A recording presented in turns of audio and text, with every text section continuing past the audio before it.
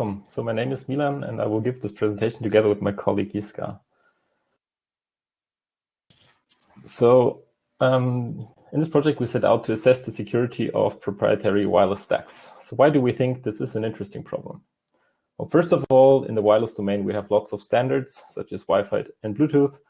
However, in the real world, there are also many proprietary protocol designs and, of course, also implementations.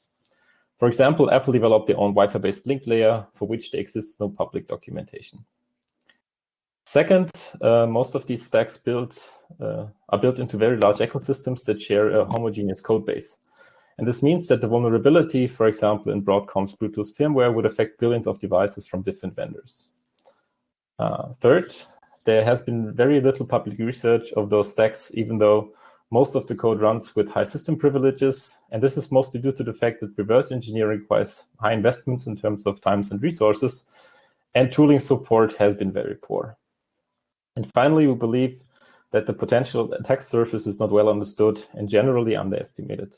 So while attacking wireless stacks require the attacker to be within physical proximity of its targets, exploits are typically very stealthy and require no user interaction. And with this, I will directly dive into the first part of this talk, which analyzes the security of proprietary protocols. In this project, we looked into Apple's wireless ecosystem, which is one of the largest worldwide. And to start the analysis, we first needed to understand how the involved protocols work. So in the first step, we reverse engineered two of those protocols, in particular Apple Wireless Direct Link, or AWDL, and AirDrop. We then re-implemented them ourselves to be able to freely interact with Apple's implementations. Then based on these results, we finally conducted a comprehensive security and privacy analysis where we found several vulnerabilities. But today, I'll focus only on a man-in-the-middle attack on AirDrop that has meanwhile been fixed in iOS 13. So what is AirDrop? AirDrop is a file sharing service that requires two devices that are within communication range of each other. And its protocol stack essentially covers all network layers. But in the following, I'll only explain the authentication protocol that is relevant for the man-in-the-middle attack. So after discovering each other via Bluetooth Low Energy, the two parties that I will call Jane and John throughout this talk conduct an authentication handshake. And during the handshake, they want to find out whether or not they are mutual contacts. To achieve this goal, Jane establishes a TLS connection with John using client and server certificates. The certificate contains a random UUID.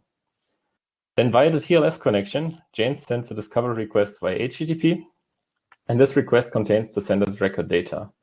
The record data itself consists of the UUID that is also part of the TLS certificate and a list of hashed contact identifiers.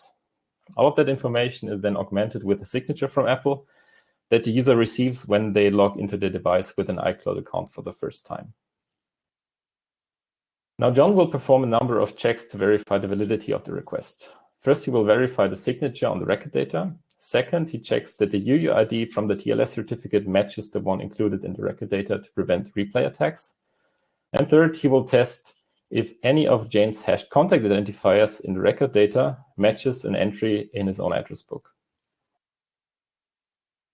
If all of those checks succeed, John will send a success response, including his own record data back to Jane. Jane then conducts the same checks as John before.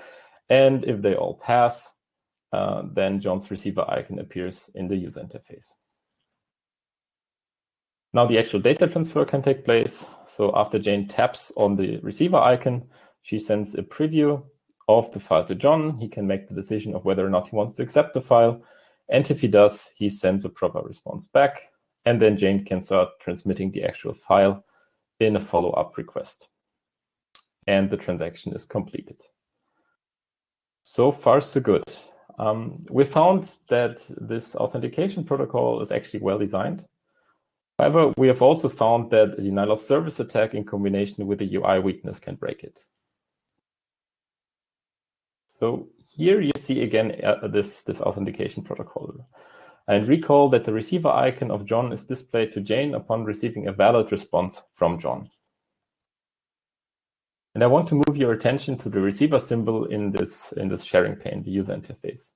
In the best case, Jane and John are contacts of each other, and Jane has a contact picture of John in her address book. If the authentication procedure completes successfully, that picture is displayed. And that gives Jane a hint that the connection is in fact authentic.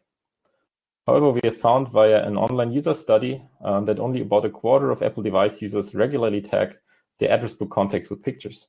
So we asked ourselves, what if Jane does not have a contact photo of John, or what if John is not a contact of Jane? And in both cases, a gray shade replacement symbol is being displayed. And the problem is that they are hardly distinguishable, especially by an untrained user. And we've also found no Apple documentation whatsoever explicitly stating the difference between the name initials, which signify a contact, and the silhouette symbol, which signify an unauthentic peer. And for the man-in-the-middle attack, we will exploit exactly that UI weakness. Now let's get back to the authentication. As before, Jane sends a discover request to John, but this time an attacker is also within communication range. And the goal of the attacker now is to prevent that this handshake completes successfully. Therefore, he mounts a denial of service attack to prevent direct communication between the two targets. To practically mount this attack, we use our own implementation of this AWDL protocol to inject our own TCP messages into the connection. And because of the denial of service attack prevents John from ever responding to Jane directly, his user icon never appears in the sharing pane and puts the attacker in the man-in-the-middle position. So then, by sending his own discover request to John, the attacker receives John's computer name. And when he receives it, he will then spoof John's identity and start advertising an airdrop service. And since Jane continuously scans for those advertisements, she will eventually attempt to authenticate to the attacker. So she sends a discover request to which the attacker happily replies with John as its computer name. And then finally, the attacker's spoofed receiver symbol appears in the sharing pane. So the rest of the attack is rather straightforward. First, the attacker forwards the original ask request to keep the thumbnail and make the whole transmission request seem legit. But then in the second step, the attacker replaces the original upload file with its own. And this way, the attacker is able to plant a possibly malicious file or link at the receiver. So the takeaway is that even if you get your protocols right, you might still render your system susceptible to attacks if you integrate them poorly. And I will now hand over to Jiska for the second part of this talk, who, among other things, will show that poor tooling support is one of the main hurdles to improve security of wireless chips. So thank you for the introduction.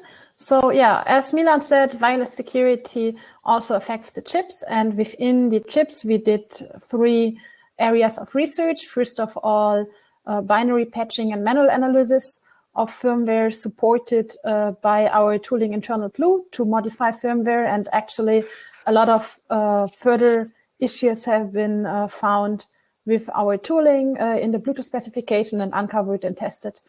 Then the second part is automated vulnerability identification with fuzzing, first of all of the firmware for memory corruption and so on. And for this, we do a new approach that uses full stack emulation. And the third part is about interfaces and stuff that goes into the operating system, for which we use in-process fuzzing, which is also very stateful and uncovers new types of bugs. All of these things have been published at top venues, and especially for the internal Blue, we have a lot of follow-up publications because a lot of our research is based on our own tooling. So when I say wireless security starts with the wireless chips, what I basically mean, well, if there is like one vulnerability in the chip, even independent from the operating system, it would affect all those devices in a negative sense, but also in a positive sense. That means like if you can understand those chips, then you would have tooling support for Android, iOS, macOS, Linux, and so on. And this means even though like Bluetooth is very complex and there's almost no public tooling, by controlling those chips, we are actually able to do firmware patching and implement and test over-the-air attacks and so on. And first of all, we uncovered stuff in Broadcom chips, and this is with manual analysis and binary patching. So for example, they have a weak pseudorandom number generator, and this then enables users to attack authentication and encryption and so on. And we also found that there is a weak separation between Wi-Fi and Bluetooth, which run on separate ARM cores in those chips, but one core can take over the other. And for the automated tooling part, we have Frankenstein, which is also a fuzzer for that we can then, which we can use to get remote code execution on those chips. So the first part that is a demo here, so that's recorded on the left-hand side, you can see internal blue, so that's the Bluetooth tooling. And with this Bluetooth tooling, we are actually able to write into a memory region of the Wi-Fi part. So it's running on a different ARM core, but we are able to do this. And then you can see on the right-hand side in Wi-Fi, there's actually a crash generated within the operating system that shows that we got control over the program counter. And because we set it to an invalid value, you can also see on the top how Wi-Fi is restarting in the background. And of course, this only matters if you actually gain remote code execution within Bluetooth, because otherwise you cannot use this jump from Bluetooth to Wi-Fi to launch any attacks. And for this, we looked for bugs with full stack fuzzing. And this means we start with an evaluation board that is very close to iPhones and so on. And of those, we take a snapshot. And this snapshot also includes the register state of the modem. And then we start emulating this. So we have a virtual modem that behaves somewhat similar to over-the-air input. And we even attach this to a Linux host, so also the upper layer, so everything is connected. And then on the Linux host, you would actually see scan results and pairing requests and everything. And with this, you can trigger full stack bugs. So for example, we uncovered a bug that requires a report of a device, and then the operating system needs to request additional information, and only this feedback loop of multiple states and task switches leads to the bug. And the next part then is, so once you go to the chip, that's one part of vulnerabilities, but the other part is stuff that actually goes all the way up into the operating system, either via the chip or directly. And for this, we also looked into the daemons, and we uncovered bugs in both Android and iOS. And I'm now going to tell you a bit about the iOS tooling. So Milan already told you about AirDrop, and there is Apple Continuity, which is a lot of stuff, not just AirDrop, but all other kinds of services between Apple devices. And this also is using Bluetooth. So for discovery and some initial data sharing, there are a lot of components using Bluetooth there. And this is why we looked into those proprietary protocols. And while there is the Bluetooth chip, which we can control, but there is also stuff on top. So the Bluetooth daemon and the proprietary protocols that we want to look into. And what we do for this is we actually partially cut off the Bluetooth chip and create a virtual connection in the Bluetooth daemon that the chip is not aware of, but the Bluetooth daemon still knows it, and use this virtual connection that we can control differently to fuzz the proprietary protocols. And this is how we uncovered various denial of service and even remote code execution attacks that also work over the air. All these attacks and also new fuzzers and techniques and analysis methods went into very good publications, so various A-star publications.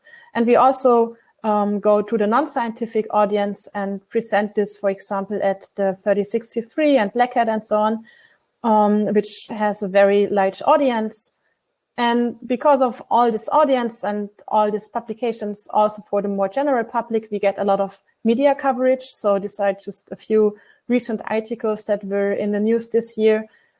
And all this is just possible because we have also vulnerabilities that have a very high impact on mobile devices, so in Android and iOS, and we are also regularly mentioned in all those releases.